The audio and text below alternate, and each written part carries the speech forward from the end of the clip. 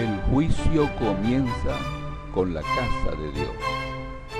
Estimados hermanos y amigos, hoy vamos a estudiar las palabras del apóstol Pedro en su primera carta. Primera carta de Pedro, capítulo 5, versículo 17 al 18. Dice así: es el tiempo señalado para que el juicio comience con la casa de Dios. Ahora bien, si comienza primero con nosotros, ¿cuál será el fin de los que no son obedientes a las buenas nuevas de Dios? Y si el justo con dificultad se salva, ¿dónde aparecerán el impío y el pecador? Aquí tenemos unas ilustraciones que muestran el juicio sobre la casa de Dios. Es el tiempo señalado. Como hemos leído, Pedro advierte que el juicio de la casa de Dios estaba llegando en sus días, en el primer siglo. Muchos estudiosos de la Biblia señalan que Pedro escribió su primera carta para el año 64 a 65 era común. Con esta información de fondo podemos entender lo que Pedro nos trata de decir. En el año 66 era común, las legiones romanas cercaron Jerusalén y el 70 era común, la destruyeron junto con su hermoso templo. El juicio sobre la casa de Dios se había ejecutado. La casa de Dios, un edificio. El juicio de la casa de Dios era la destrucción de Jerusalén y su templo. Eso era lo que Pedro quiso decir a sus hermanos cristianos. Una advertencia muy oportuna. Solo un año después de su advertencia, la destrucción llegó. La expresión casa de Dios la usó Jesucristo varias veces para referirse al templo. Por ejemplo, en Mateo capítulo 21, versículo 13, donde dice: y les dijo, está escrito, mi casa será llamada casa de oración, pero ustedes la hacen cueva de salteadores. Compare con Mateo 23, 38, donde Jesucristo da la misma idea. Esta casa, predijo Jesús, sería destruida junto con la ciudad de Jerusalén. Compare con Lucas capítulo 21, versículos 5 al 6 y versículo 20. La casa de Dios, un pueblo. Sin embargo, el apóstol Pablo da un sentido más amplio a la expresión casa de Dios. Leamos, por ejemplo, la carta de Pablo a los Hebreos, capítulo 3, versículos 5 al 6. Y Moisés, como servidor, fue fiel en toda la casa de aquel, como testimonio de las cosas que habían de hablarse después. Pero Cristo fue fiel como hijo sobre la casa de aquel. Nosotros somos la casa de aquel, si mantenemos fuertemente asida nuestra franqueza de expresión y nuestra jactancia respecto a la esperanza con firmeza hasta el fin. La casa de Dios, los cristianos. Por lo que Pablo dice, la casa de aquel era el pueblo hebreo, los israelitas. Sin embargo, el año 70 era común, con la destrucción de Jerusalén, su templo y los registros genealógicos de los israelitas. Quedó claro que la nación de Israel perdió el privilegio de ser la casa de Dios. El juicio de Dios se había ejecutado el año 70 era común. Sucedió tal como lo advirtió Jesucristo en Mateo 21, 43. Por eso les digo, el reino de Dios les será quitado a ustedes y será dado a una nación que produzca sus frutos. La nueva nación, la casa de Dios, resultó ser la congregación de discípulos de Jesucristo. Veamos cómo lo explica Pedro en 1 Pedro capítulo 2, versículos 9 al 10. ustedes son una raza escogida, un sacerdocio real, una nación santa, un pueblo para posesión especial, para que declaren en público las excelencias de aquel que los llamó de la oscuridad a su luz maravillosa. Porque en un tiempo ustedes no eran pueblo, pero ahora son pueblo de Dios. Eran aquellos a quienes no se había mostrado misericordia, pero ahora son aquellos a quienes se les ha mostrado misericordia. Primera carta de Pedro, capítulo 2, versículos 9 al 10. ¡Qué extraordinario cambio! En el día del juicio, los cristianos serán juzgados primero. El apóstol Pablo lo explica así en Hebreos 3 y versículo 6. Dice: nosotros somos la casa de aquel. Si mantenemos fuertemente así nuestra franqueza de expresión y nuestra jactancia respecto a la esperanza con firmeza hasta el fin.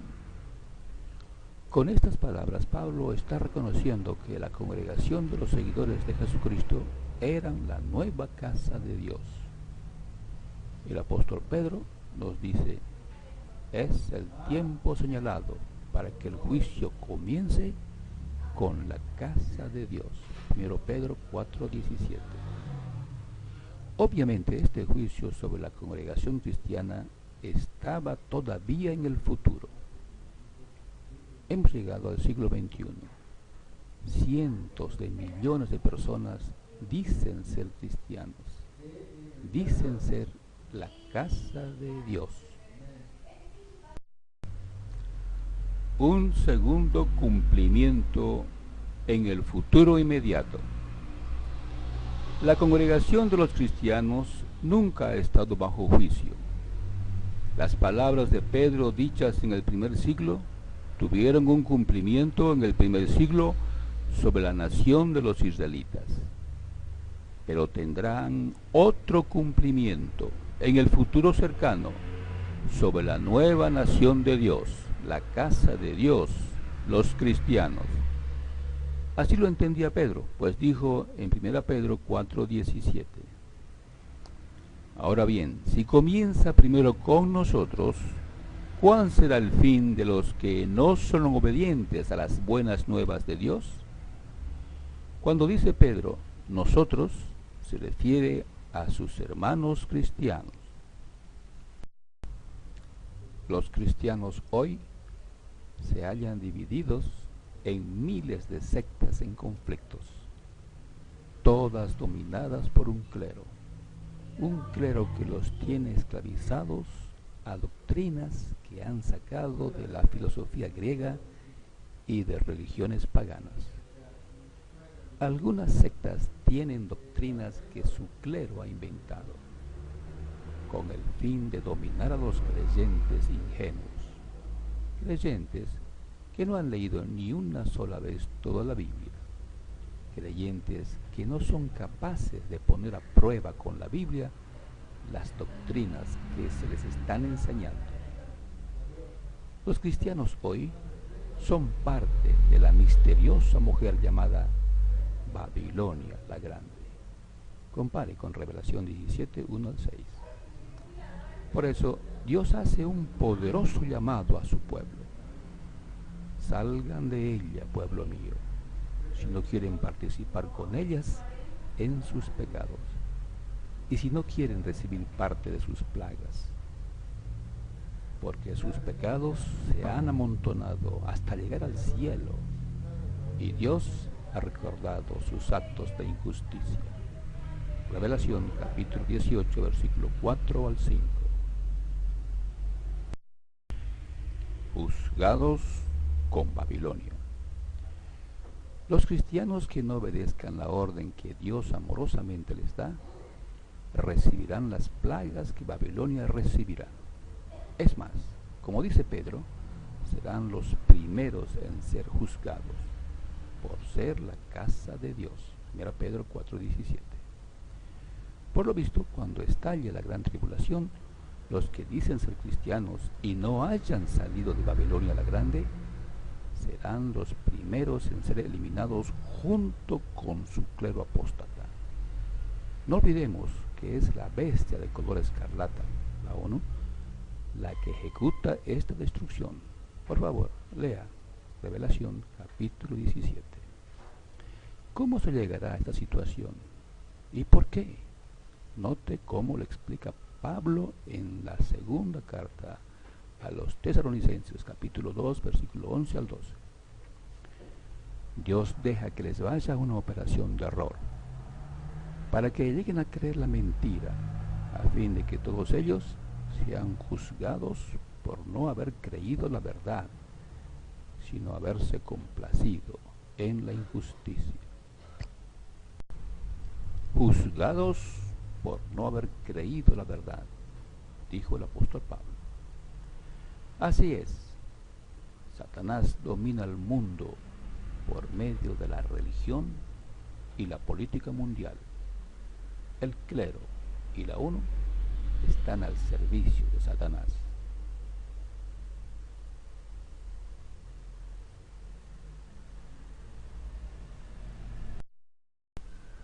El justo con dificultad se salvará. El apóstol Pedro nos advierte: ahora bien, si comienza primero con nosotros, ¿cuál será el fin de los que no son obedientes a las buenas nuevas de Dios? Y si el justo con dificultad se salva, ¿dónde aparecerán el impío y el pecador? La respuesta a estas preguntas es: estos mismos sufrirán el castigo judicial de destrucción eterna delante del Señor y de la gloria de su fuerza, al tiempo en que Él viene para ser glorificado con relación a sus santos. Segunda carta de Pablo a los Tesalonicenses, capítulo 1, versículo 9 al 10. ¿Qué es lo que está haciendo el clero hoy? Con codicia los explotarán a ustedes, con palabras fingidas, dijo Pedro en la segunda carta, capítulo 2, versículo 3. Así es, hoy muchos clérigos viven como reyes, esquilmando a los ingenuos creyentes de sus rebaños. Además, muchos seguirán los actos de conducta alejada de ellos, y por causa de estos se hablará injuriosamente de la verdad. Segunda Pedro 2:2. La homosexualidad, el abuso sexual de menores, la fornicación, el adulterio son prácticas comunes entre el clero o son permitidos. Hoy, 20 naciones llamadas cristianas ya permiten el matrimonio entre homosexuales. Además, dijo Pedro, habrá falsos maestros entre ustedes. Segundo Pedro 2:1. Así es, el clero asalariado sigue insistiendo a los miembros de sus iglesias el pago del diezmo, aunque saben que esta doctrina no se enseñó por los apóstoles. Compare con segunda carta de los Corintios, capítulo 9, versículo 7. Además, se reconoce que las enseñanzas del alma inmortal, fuego del infierno, el purgatorio, la Trinidad, el celibato, la veneración de imágenes, la división entre clero y legos, el bautismo de infantes, no son enseñanzas cristianas. Compruébelo usted mismo en cualquier enciclopedia religiosa. Y si usted se da tiempo de leer toda la Biblia, descubrirá por usted mismo que la Biblia no las enseña. La jerarquía eclesiástica, el clero, se aferra a sus doctrinas sectarias diseñadas hace siglos y que claramente están equivocadas. El clero se constituye en guardianes de estos credos erróneos y expulsan como herejes, apóstatas, rebeldes y orgullosos a cualquier disidente. Si lo permitieran las autoridades políticas, el clero los quemaba vivos en la hoguera. Esclavos de Dios o apóstatas. El clero en la congregación cristiana se consolidó con el apoyo político que el emperador Constantino les dio en el año 325, era común, en el concilio de Nicea. Desde entonces, esta clase clerical ha buscado el apoyo político para eliminar a sus adversarios religiosos. En el siglo XXI, las denominaciones cristianas buscan ser declaradas legales por el gobierno. Esta clase clerical son los verdaderos apóstatas, pues han inventado todo tipo de doctrinas con la intención de dominar a los creyentes y explotarlos. Una de las más destructivas doctrinas es la doctrina del magisterio eclesiástico. Según esta doctrina, solo el clero es el portador de la verdad religiosa, el único canal que Dios usa. Cada grupo religioso cristiano se autoproclama como la única iglesia verdadera. Según esa doctrina, cualquier disidente es un apóstata y está condenado por Dios. Lo que enseña mi iglesia es la enseñanza del Cristo, la verdad, dicen. Así justifican la expulsión de la membresía de cualquier disidente.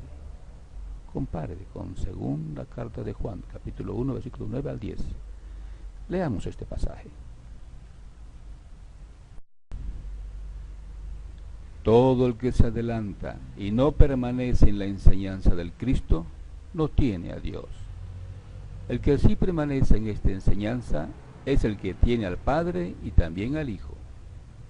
Si alguno viene a ustedes y no trae esta enseñanza, nunca lo reciban en casa, ni le digan un saludo. El clero interpreta que la enseñanza del Cristo es lo que ellos enseñan, lo que ellos han interpretado, como si ellos no pudieran estar equivocados. Ellos se imaginan que tienen la interpretación correcta, la verdad, y que cualquier otra interpretación es inadmisible. Así justifican la expulsión de cualquier disidente. El justo con dificultad se está salvando.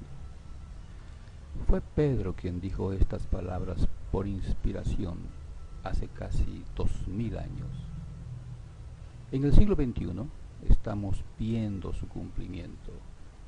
Se le está haciendo muy difícil al hombre que busca a Dios llegar a ser salvo. La clase clerical apóstata le hace muy difícil la vida a los que sinceramente buscan agradar a Dios. La dominación del hombre del desafuero, el clero apóstata, seguirá funcionando hasta que el Señor Jesucristo los destruya cuando venga. Note cómo lo explica Pablo en 2 Tesalonicenses capítulo 2 y versículo 8. Entonces realmente será revelado el desaforado, a quien el Señor Jesús eliminará por el espíritu de su boca y reducirá a nada por la manifestación de su presencia. Fin del artículo.